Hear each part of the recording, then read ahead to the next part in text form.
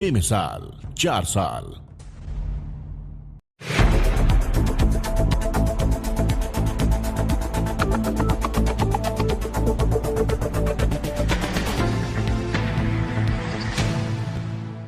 नमस्कार, state news bulletin में आपका स्वागत है। मैं आपके साथ हर्ष चौधरी। बुलेटिन की शुरुआत करने से पहले एक नजर बुलेटिन की अहम सुर्खियों पर। महंगाई के खिलाफ कांग्रेस का हल्ला बोल। जयपुर में मंत्री ने घोड़ागाड़ी पर बैठकर किया प्रदर्शन। कहा केंद्र सरकार आम जनता को राहत देने में नाकाम। राठौड़ बोले, यह यूपी सरकार के बिल की नकल, योगी की नकल सरकार चलाने में कीजिए। रीट पेपर लीक में कई बड़े लोग शामिल। जौनपुर में शास्त्री नगर थाना पुलिस ने शराब के ठेके में नाकजनी की घटना का किया पर्दाफाश। पिता पुत्र को किया गिरफ्तार। और खबरें विस्तार से। प्रदेश में दिनों दिन बढ़ते पेट्रोल, डीजल और गैस के दामों के विरोध में आज कलेक्ट्री सर्किल पर कांग्रेस का प्रदर्शन हुआ। इस दौरान कांग्रेस कार्यकर्ताओं ने प्रधानमंत्री का पुतला फूंका। धरने का नेतृत्व खाद्य व नागरिक आपूर्ति मंत्री प्रताप सिंह खाचरियावास ने किया। प्रताप सिंह ने लोगों को संबोधित करते हुए कहा कि महंगाई दिनों दिन बढ़ती जा रही है। केंद्र सरकार इस पर लगाम लगाने में विफल रही। पीएम ने कई वादे किए लेकिन फलीभूत एक भी नहीं हो सका।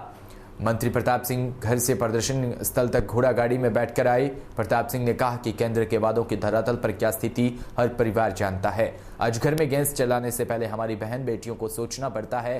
कई घरों की स्थिति तो इतनी खराब है कि वह गैस छोड़ चूल्हा जलाने लगे।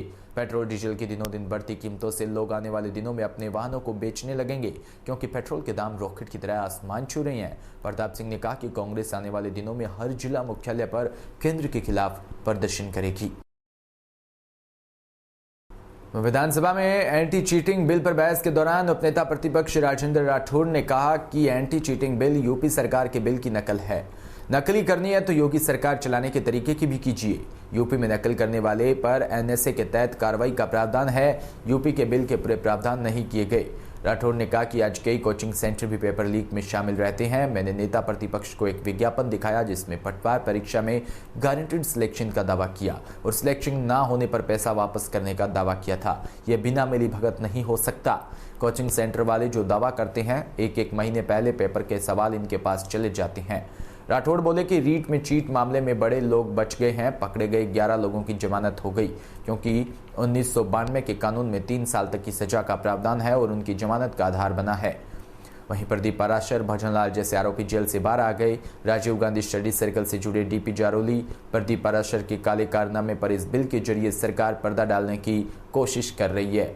जारोली ने सोशल मीडिया में लिखा था कि मुझे तो बलि का बकरा बनाया जा रहा है, असली किरदार तो बड़े ब्यूरोक्रेट और नेता है। उनके कहने से ही शिक्षा संकुल और उन लोगों को सौंपा गया। यह बिल तो भविष्य में नकल करने वालों पर लागू होगा, लेकिन अब तक रीट की चीट में शामिल लोग बच जाएंगे। यह बिल पहले आता तो रीट की चीट वाले लोगों की अब तक जमानत नहीं होती। बीजेपी के सतीश पूनिया ने कहा कि नकल रोकना सबसे बड़ी चुनौती है। क्या सरकार को नौजवानों के भविष्य के प्रति चिंता थी? सरकार ने अब तक लीपापोती के अलावा कुछ नहीं किया। रीट धांधली की जांच सीबीआई से क्यों नहीं करवाई? 1992 में भी सरकार नकल रोकने का बिल लाई थी। रीट पेपर नकल में 1,000 करोड़ का लेन देन हुआ था। राजीव गांधी स्टडी सर्कल के लोग शामिल थे। क्या उनके खिलाफ कार्रवाई होगी? क्या रीट नकल के आरोपियों पर 10 करोड़ का जुर्माना लगेगा? क्या रीट नकल की जांच सीबीआई को दी जानी चाहिए? पूनिया ने कहा कि सरकार के संरक्षण में नकल हुई, सरकार का इकबाल खत्म हो गया। कानून पहले भी बहुत थे, पॉक्सो जैसा कानून बन गया, फिर भी राजस्थान रेप में नंबर 1 क्यों है? बारां के चीपा बड़ौद से खबर, जहां समीपवर्ती गोवर्धनपुरा स्थित राजकीय उच्च माध्यमिक विद्यालय में वार्षिक उत्सव व विदाई समारोह आयोजित किया। समारोह की मुख्य अतिथि जिला परिषद सदस्य प्रियंका शर्मा समेत किसान संघ के रामनाथ मालव व राम भरोस मालव मौजूद रहे। कार्यक्रम की शुरुआत प्रियंका शर्मा द्वारा मां सरस्वती के चित्र माल्यार्पण पर पूजा अर्चना के साथ की गई। इस दौरान छात्रों द्वारा रंगारंग कार्यक्रम की प्रस्तुति भी की गई। उत्तर प्रदेश के पटियाली जनपद से खबर, जहां कासगंज के पटियाली विधानसभा क्षेत्र के गांव गणेशपुर में सेठपुरा पटियाली की ओर से जाने वाली नहर का पुल, जो कि ढुलाई गांव के पास है, पिछले 3 साल से टूटा हुआ है, जिसकी वजह से दर्जनों गांवों में सिंचाई का पानी नहीं आ पा रहा, जिससे किसानों को काफी कठिनाइयों का सामना करना पड़ रहा है। प्रभावित गांवों में गणेशपुर, चिरोल, ढुलाई और चोड़ियार और भगना, नगला और गड़ी गुड़ियाई और अनेक गांव हैं जो समाजवादी पार्टी के राष्ट्रीय प्रवक्ता अब्दुल हाफिज गांधी ने उत्तर प्रदेश सरकार से मांग की कि इस टूटे हुए पुल का दोबारा से निर्माण जल्द से जल्द करवाया जाए। उत्तर प्रदेश के पटियाली जनपद से खबर, जहां कासगंज के पटियाली विधानसभा क्षेत्र के गांव गणेशपुर में सेठपुरा पटियाली की ओर से जाने वाली नहर का पुल जो कि ढुलाई गांव के पास है, पिछले 3 साल से टूटा हुआ है, जिसकी वजह से दर्जनों गांवों में सिंचाई का पानी नहीं आ पा रहा, जिससे किसानों को काफी कठिनाइयों का सामना करना पड़ रहा है। प्रभावित गांवों में गणेशपुर, चिरोल, ढुलाई और चोड़ियार और भगना, नगला और गड़ी गुड़ियाई और अनेक गांव हैं जो समाजवादी पार्टी के राष्ट्रीय प्रवक्ता अब्दुल हाफिज गांधी ने उत्तर प्रदेश सरकार से मांग की कि इस टूटे हुए पुल का दोबारा से निर्माण जल्द से जल्द करवाया जाए। वहीं जनपद कासगंज में शहीद दिवस के उपलक्ष्य में भारतीय जनता युवा मोर्चा के जिला अध्यक्ष कुलदीप प्रतिहार के निर्देश पर युवा मोर्चा के कार्यकर्ताओं ने जनपद में जगह जगह स्वच्छता अभियान चलाया। आसपास स्थित मंदिरों और स्मारकों पर साफ सफाई की। जिला अध्यक्ष कुलदीप प्रतिहार ने बताया कि 23 मार्च को क्रांतिकारी सरदार भगत सिंह सुखदेव राजगुरु को अंग्रेजी सरकार ने फांसी की सजा दी थी, उसके उपलक्ष्य में ही कार्यक्रम का आयोजन किया गया है। वहीं उत्तर प्रदेश के कासगंज में विकासखंड के सोरो की ग्राम पंचायत केड़ी में गांव प्रधान रामपाल सिंह बघेल ने प्राथमिक विद्यालय का निरीक्षण किया। निरीक्षण के दौरान कई खामियां मिली, जहां एमडीएम के निरीक्षण से बच्चों के मेन्यू के अनुसार आहार नहीं मिल रहा। वहीं बुधवार को दिन बच्चों को तहरी और दूध मिलता है, जबकि विद्यालय में बच्चों को केवल तहरी दी गई, दूध नहीं। वहीं तहरी खाने के बाद बच्चे खुद बर्तन साफ करते नजर आए, जिस पर प्रधान ने इस पर नाराजगी जताई। उन्होंने कहा कि किसी भी प्रकार की लापरवाही बर्दाश्त नहीं की जाएगी, हम अधिकारियों से कार्रवाई की मांग करेंगे। प्रधान जी, आज विद्यालय का निरीक्षण किया है आपने, क्या खामियां मिली हैं? खामियां क्या पर मिली है, हमें तो जानकारी आने पर यही पता चला है हमें कि ये आज के दिन बुधवार को इनको दूध बांटना चाहिए, तो दूध की यहाँ पर कोई नमूना तो मिला नहीं। बच्चे भी मना कर रहे हैं कि दूध नहीं मिला। अब मैडम बोल रही हैं कि आज ही बुधवार को नहीं बांटा है हमने। तो अच्छा, अब बात की जाए बच्चे खुद खाने की जो प्लेट धो रहे हैं, इसको लेके क्या कहेंगे? हाँ, तो ये बच्चे खाने की खुद प्लेट धो रहे हैं, ये धोना बच्चों के लिए अनिवार्य नहीं है कि बच्चे खाने की प्लेट तो धोए। ये इनका यहाँ पर एक वो रहता है ना, चपरासी जैसे काम करने वाला, वो रहता है। अब ये मैडम जी हैं, ये क्या करा रही है बच्चों से? भाई प्लेट भी धुलवा सकती हैं, इनसे जरूरत पड़ने में कभी और भी काम करा सकती हैं। तो इसमें हम क्या कर सकते हैं, क्या कर सकते हैं, ये जानकारी कर रहे हैं हमको। इसमें क्या नहीं देख रही है? अब आप ही समझ लीजिए कि बच्चे इनके अंडर में हैं, हेड मास्टर ये हैं, यहाँ की मालकिन मैडम जी हैं, तो यही तो इसका सारा काम यही तो संभालेंगे। भाई प्रधान का तो काम है निरीक्षण करने का, देखने का, जो कमी पाई गई आप भी देख लीजिए। तो वहीं कासगंज के जनपद के सोरो कोतवाल इलाके में मंगलवार की रात एक घर में लूटपाट करने के बाद घर में सो रही वृद्ध महिला की धारदार हथियार से हत्या कर दी। घटना से इलाके में सनसनी फैल गई। एसपी ने मौके पर पहुंचकर परिजनों से बातचीत की और डॉग स्क्वाड, फिंगरप्रिंट एक्सपर्ट सहित 5 टीमें मामले के खुलासे के लिए लगाई। पुलिस ने शव को अत्यंत परीक्षण के लिए भेज दिया। घटना सोरो कोतवाल इलाके के गाँव गंगागढ़ की है।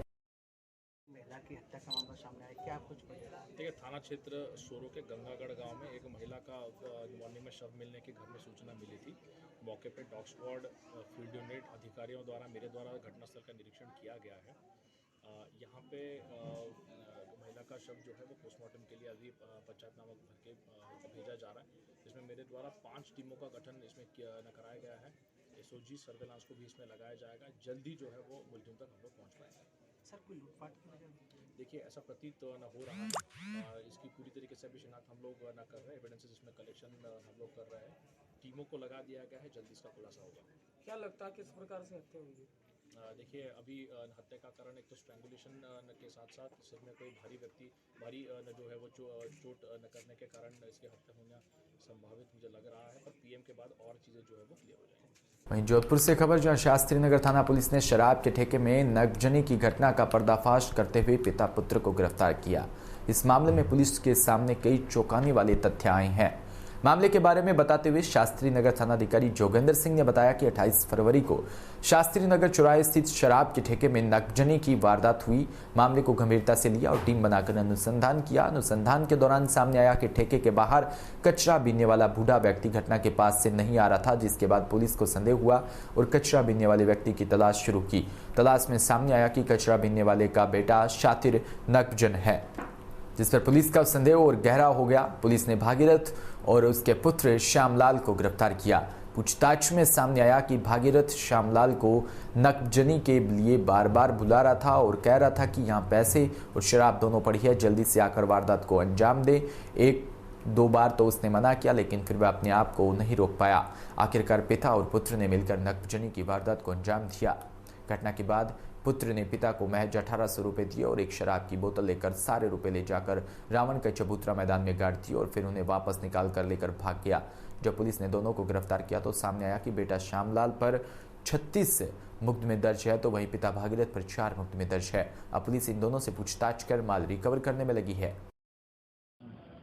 ये 28 फरवरी अभी 2022 की रात्रि में शास्त्री सर्किल पे शराब की दुकान में नकबजनी की वारदात हुई थी, जिसमें शराब की दुकान के गले से 1,26,000 रुपये नकद और 11 शराब की महंगी बोतलें चोर चुरा के ले गए थे, जिसका मुकदमा दर्ज हुआ 1 मार्च को हमारे यहाँ।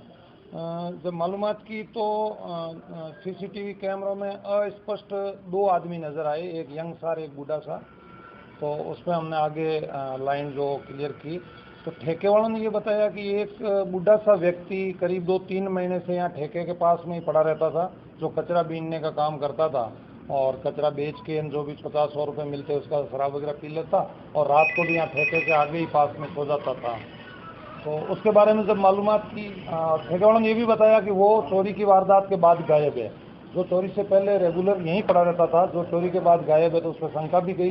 कुछ उसका हुलिया जो सीसीटीवी फुटेज आए थे अस्पष्ट, वो भी ठेके वालों ने उसका मेल खाना बताया। तो उस व्यक्ति का पता किया तो पता चला कि भागीरथ नाम का जाट है, तिपाड़ में साथिन गांव का रहने वाला। क्योंकि जब भागीरथ आइडेंटिफाइड हुआ तो लोगों ने बताया भागीरथ का तो पता नहीं, लेकिन इसका पुत्र है वो तो नामी चोर है, जिसके खिलाफ 30-40 मुकदमे दर्ज है। तो इस तरह से फिर भागीरथ को डिटेन किया गया काफ़ी मेहनत के बाद में। भागीरथ को जब डिटेन करके पूछताछ की तो उसने बताया कि हाँ, मैं और मेरा पुत्र ये वारदात की है और इसका पुत्र जो है वो सूरसागर में अस्थायी रूप से रहता है, श्यामलाल। उसके मोबाइल नंबर लेकर के लोकेशन ट्रेस करके और श्यामलाल को भी दस्तयाब किया। तो बाप बेटे दोनों ने ये वारदात करना कबूल किया है। श्यामलाल के खिलाफ कुल 36 मुकदमे जो है चोरी और नकबजनी के और केबिन तोड़ने के, सारे संपत्ति संबंधी अपराधों के 36 मुकदमों में इसका चालान हुआ है, जिनमें से कुछ मुकदमों में निर्णय हो गए और कई अभी भी जेल ट्रायल चल रहे हैं। तो इन दोनों मुलजिमों को हमने इस वारदात में गिरफ्तार किया है, पिता पुत्र को, और जिनसे बरामदगी के आगे के प्रयास जारी। सूरतगढ़ से खबर, जहां ग्राम पंचायत पालीवाला के निवासी डॉक्टर जनकराज सेन ने अपना जन्मदिन गौशाला में मनाया, एक नवाचार किया, साथ ही गौवंश के प्रति लोगों को धारणाओं को बदलने की कोशिश की। डॉक्टर जनकराज सेन गांव की गौशाला में जन्मदिन मनाया व साथ ही अपने वजन का गुड़ गायों को खिलाया। साथ ही प्रतिज्ञा की कि वह आगे से अंतिम सांस तक अपना जन्मदिन गौशाला में मनाएगा तथा कोई भी समाज उपयोगी कार्य में दिए जाने वाला दान गौशाला को देगा, ताकि बेसहारा गौवंश की रक्षा हो सके। इसी के साथ बुलेटिन में इतना ही। नमस्कार।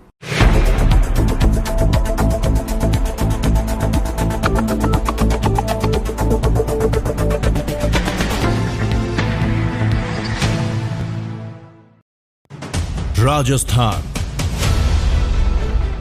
समृद्ध विरासत है इसकी शान, रंग बिरंगी पहचान। अलवर से लेकर जैसलमेर तक, श्री गंगानगर से लेकर प्रतापगढ़ तक, संपूर्ण राजस्थान को कवर करते हैं हम। राजस्थान